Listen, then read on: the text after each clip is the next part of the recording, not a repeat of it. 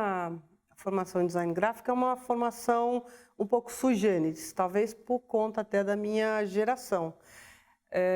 Eu não estudei design gráfico, né, mas eu nasci no caldeirão do design gráfico, né? Eu caí no caldeirão do design gráfico quando eu nasci e eu já sabia que eu ia ser designer desde pequenina, porque eu convivi em escritório de design, eu vivi aquela dinâmica até o falecimento do meu pai, que eu tinha 8 anos quando ele morreu. Então, sempre quis ser designer. Enquanto um queria ser bombeiro, eu queria ser designer. E, portanto, até por dificuldades na época que eu fui prestar vestibular, ou você entrava na FAU, ou você entrava na Belas Artes ou na FAAP. Eram as opções disponíveis. Como minha mãe não tinha condições de pagar as escolas pagas, eu tentei a FAU no primeiro ano, não entrei e já saí pela direita e entrei em artes visuais, então, que chamava artes plásticas, né? Eu fiz artes plásticas na ECA. Porém, ao mesmo tempo que eu fazia artes plásticas na ECA, eu já trabalhava em escritórios de design com pessoas que eram discípulos do meu pai. Então, eu comecei a trabalhar aos 18 anos em design e com essas pessoas que vinham dessa escola Rubem Martins, aí, vamos dizer. Realmente, assim, nesse momento inicial, não tinha muita mulher mesmo, assim, não eram muitas... As pessoas não sabiam mesmo. Existia uma brincadeira padrão que eu acho que hoje aí continua se falando, mas ela era uma verdade muito grande, que as pessoas que iam estudar design tinham que explicar para os pais o que era aquilo, né? Que o pai nunca sabia o que era design. Mas qual é essa primeira geração que a gente tem? A gente tem um grupo formado pelo Mackenzie, né? Mackenzie, FAAP, a Belas Artes veio mais para frente um pouquinho. Eu falei Belas Artes, mas era Mackenzie e FAAP. E tinha os arquitetos, né, que na verdade faziam uma formação de arquiteto e tinha uma linha, né, um grupo que você tinha um pouco Na verdade, na minha época, saía de tudo da FAU, menos arquiteto. Saía cineasta, tipo Fernando Meirelles, saía ator, saía videomaker, mas não saía arquiteto. Designer, mas não saía arquiteto. Pouquíssimos arquitetos, né? Que é uma coisa que a formação da FAU permite, porque ela é bem generalista, assim, bem ampla. Mas era um momento que vender design era muito difícil, porque o cliente não acreditava muito no que era o design. Ele nunca... o meu pai, quando eu fui fazer a exposição de 89, eu fui visitar o diretor da Bozano, o senhor Lacê Brandão. E eu o entrevistei e ele disse assim, seu pai veio aqui, quando ele me vendeu a ideia de fazer uma marca, disso e aquilo, eu disse para ele, rapaz, ou esse negócio é muito bom mesmo, ou você está me enganando muito bem. Porque ele não acreditava, era muito difícil vender design na década de 50, 60 e ainda eu comecei a trabalhar no final dos anos 70, né? E ainda mais ser mulher, que era mais difícil. E fui sempre assim, meio sendo levada pela corrente mesmo. Assim. Eu não tive um grande mestre, nem tive uma formação em design na escola mesmo, né? Tive essa formação meio paralela. Para mim, a grande escola, a minha grande formação foi a própria iniciativa, em 89, de fazer uma exposição sobre o trabalho do Rubem, que foi no MASP. E nesse processo eu tive que refazer todas as marcas, redesenhar para poder ampliar. E aí foi uma escola mesmo, né? Aí foi maravilhoso, foi um trabalho incrível, esse fato de buscar todas essas origens dos trabalhos, as justificativas e entendendo como isso se dava.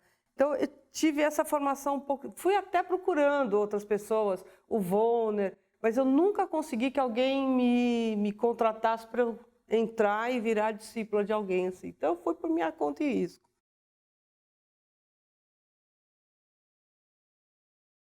Montei meu próprio escritório com 26 anos e segui a minha carreira por conta mesmo. Assim. Fui embora. Já tinha 2 filhos, já saí matando. Eu, hoje que estou nesse momento crise, eu me lembro que naquele momento o meu mote era: trabalho não se recusa. Então, viesse o que viesse, eu tinha que pegar, porque tinha que pagar a conta, fazia. Então, assim, eu trabalhei muito, muito, muito, muito, até aos 40 aqui em São Paulo, né? Com o meu próprio escritório, que chamava-se, ou continua se chamando, porque ele ainda existe, Forma Informe, como foi o Forma Informe do Rubem, do Geraldo e do Alexandre. Trabalhei com fonte institucional, que também acho que foi, a não ser Eduardo Bacigalupo, que já fazia isso ligado à propaganda, que é desenhar alfabetos para empresas, né? Talvez tenha sido os primeiros trabalhos, foram esses trabalhos que eu fiz em 98. Fiz Transbrasil, fiz que faliu, fiz a Ultragás, fiz o Graal, que são fontes corporativas, né, para identidade visual. E eu muitas vezes tive cliente que falou, estou pagando para ver, porque sua proposta está tão bem feita que eu quero continuar, quero ver até o fim onde vai acabar. E também amiga de grandes clientes, né, de vários clientes, a gente acaba virando muito amigo. Mas assim, eu fui nesse momento, tive vários sócios, agora eu sempre fui a cabeça do escritório, e isso às vezes era muito pesado, por isso que quando deu lá 96, eu dei uma pirada, assim, estava cansado um pouco, assim, desse modelo, corre atrás, corre atrás, corre atrás, corre atrás. E aí que eu resolvi ir para a Suíça, e deu uma quebrada grande, né?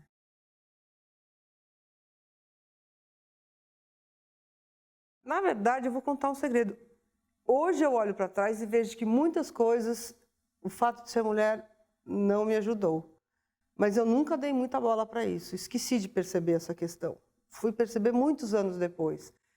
Quando eu abri meu escritório, foi porque eu descobri que a pessoa que tinha entrado depois de mim, no escritório que eu trabalhava, e que tinha o mesmo tempo de formação que eu, e eu trabalhava mais tempo que ele, ganhava o dobro do que eu ganhava. E quando eu descobri isso, eu pedi as coisas e fui embora. Na mesma hora.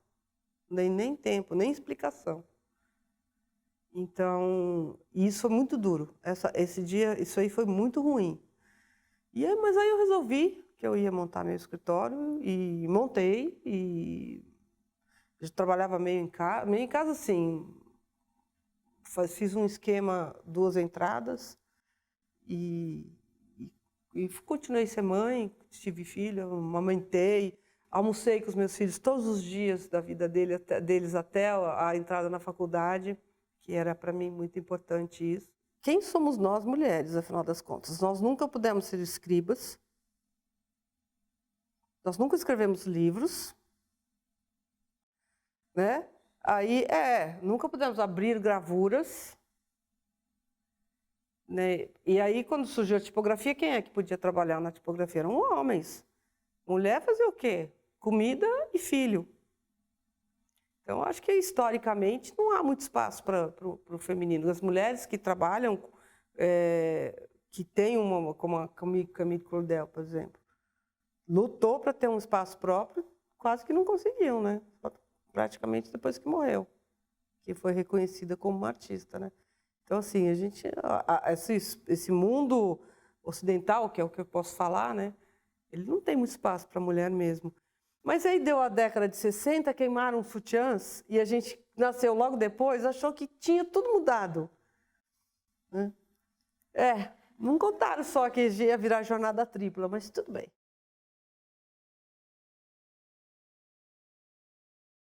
Quando você me pergunta, como você passou do design gráfico para a tipografia? Eu acho que a tipografia faz parte do design gráfico, então acho que nunca houve uma passagem. Não vejo como uma passagem. Mas um dos estágios que eu fiz lá pelos 17, 18 anos foi, por exemplo, na Mauro Salles. Eu acho que eu era muito jovem. E eles me jogaram lá no estúdio, com aqueles velhinhos todos, que o diretor de arte vinha assim com um desenhão meio marcado e dizia assim, marca aí uma Garamond para mim. E o cara pegava uma caneta e desenhava uma Garamond. Caixa alta, caixa baixa, uma coisa maravilhosa. E isso foi uma coisa muito forte, mas que eu nunca dei a devida atenção até o momento que eu decidi fazer o curso lá em Basel, né, com o Weingart. O pessoal da DG trouxe o Weingart para uma oficina aqui em São Paulo, a gente fez o curso com ele, eu achei super legal. Estava num momento super difícil da minha vida, uma crise horrorosa, com o marido, com a sócia, com a mãe. Falei, sabe uma coisa, eu vou me mandar daqui. E aí mandei meu material e fui aceita na escola.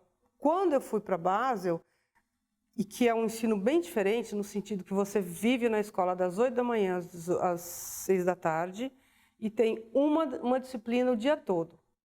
E aí é uma grande sala, você assume uma mesa no seu primeiro dia, fica dona daquela mesa, e cada professor traz um tipo de tarefa, ou um tipo de exercício para fazer, e você vai tocando isso. Tem gente que fica 5 anos estudando lá, assim, nesse modelo, vai.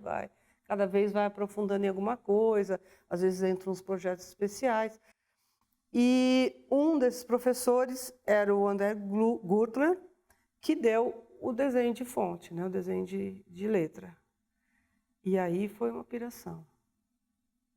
Porque aí eu entendi tudo que tinha sido essa grande formação minha, no sentido que a gente é de uma geração que não tinha Xerox no começo, depois apareceu o Xerox.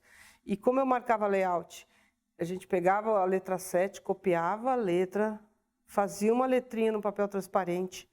Aí ia na copiadora e dizia assim, amplia 110, reduz 75, aumenta 25, reduz 44, até chegar no tamanho do comprimento da linha que a gente queria.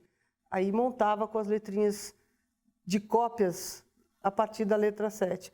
Ou marcava na letra 7 ou fazia a cópia mesmo do catálogo. Como eu tinha uma empresa muito pequenininha, eu copiava o catálogo, porque folha de letra 7 era muito cara. E acabavam os as.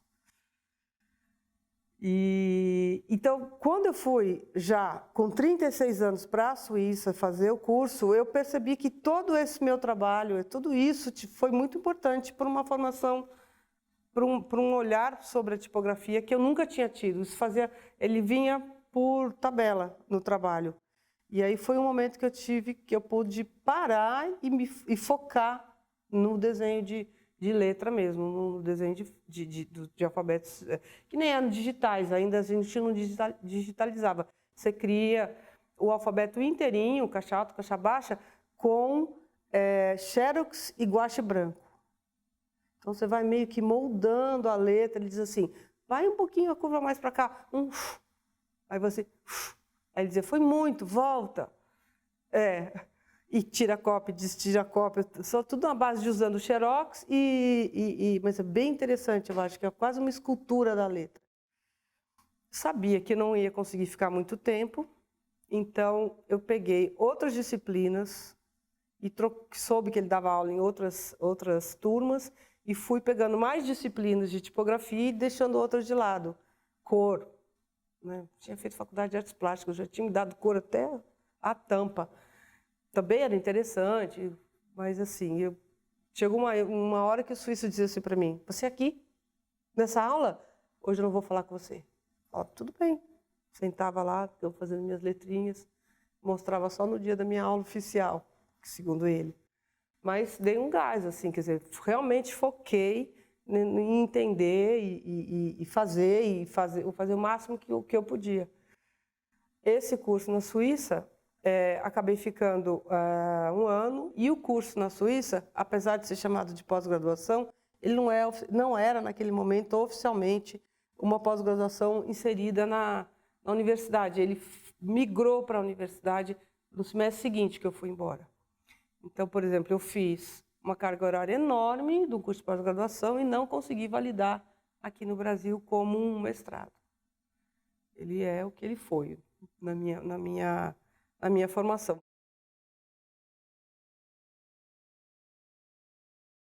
Eu acho que a ADG foi muito importante para uma estruturação, institucionalização da institucionalização, vamos chamar assim. Se a Forma Informe e os primeiros escritórios de design, a primeira institucionalização do design, a ADG foi um momento onde os designers se uniram e entenderam que precisavam falar a mesma língua para todos os clientes. E isso reverberou não só em São Paulo, como no Brasil. Eu acho que isso foi muito importante. Quando eu cheguei em Belém, eu percebi o que era voltar para trás do tempo. Porque eu fui encontrar um mercado que não fazia ideia do que a gente fazia, né? De novo. E que não quer pagar, não valoriza, não quer pagar. valoriza. Ai, quero trabalhar com você que é de São Paulo, mas não vai comprar preço de São Paulo, né? Ah, não, eu posso cobrar preço de Belém, mas eu faço servicinho de Belém também, tá? Então, assim, eu acho que esses foram momentos muito interessantes nessa década de 70 e 80 no design, né? Foi realmente uma consolidação de pessoas que batalharam muito, acreditaram muito no que era ser designer, né? Que se tornaram designer e viver de design. Porque foi quando gerou um público maior de profissionais trabalhando, né? Mas com a DG veio uma maneira da gente fazer um contrato de trabalho, todo mundo com a mesma cara, a gente ter uma forma de trabalhar cobrando em parcelas, igual, não receber só no final, né? Isso tudo foi um aprendizado dessa década.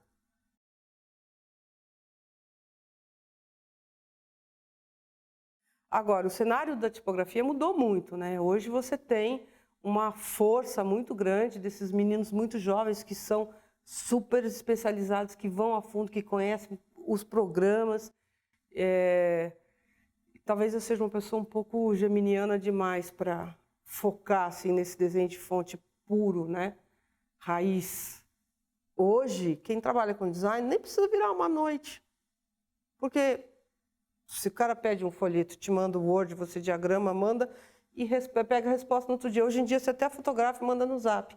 Na época que eu trabalhei para fazer um folheto, você não fazia em menos de um mês.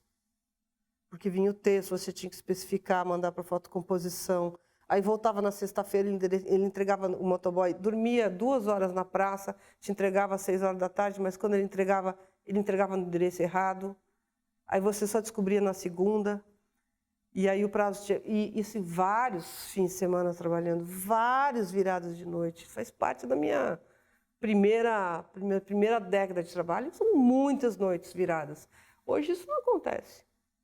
Eu sei que na propaganda há esse esquema meio matador, mas no design eu acho que isso não acontece tanto, não. Acho que a ferramenta, o computador, a tecnologia favorece uma qualidade de vida que a gente não tinha.